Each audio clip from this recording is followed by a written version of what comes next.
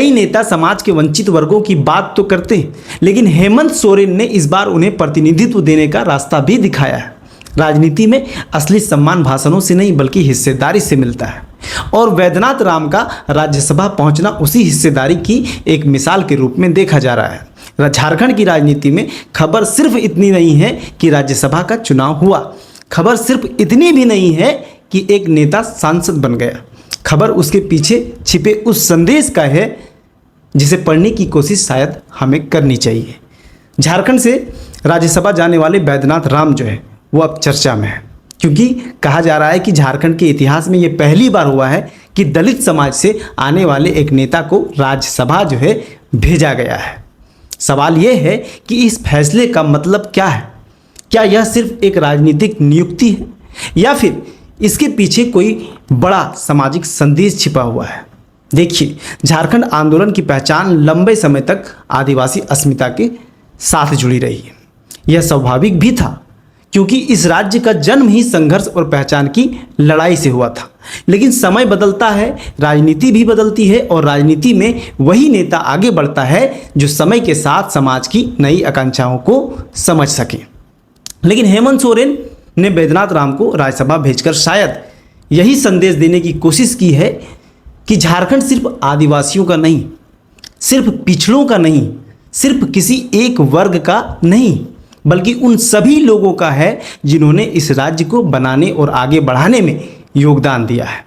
दलित समाज लंबे समय से राजनीतिक प्रतिनिधित्व की मांग करता रहा है।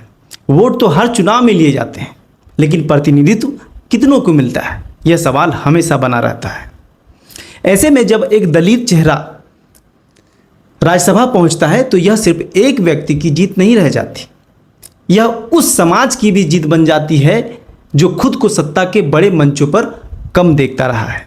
राजनीति में कई फैसले आंकड़ों से नहीं मापे जाते, उनका असर भावनाओं में दिखता है, उनका असर समाज के विश्वास में दिखता है, और शायद इसी विश्वास को मजबूत करने की कोशिश इस फैसले में दिखाई देती है।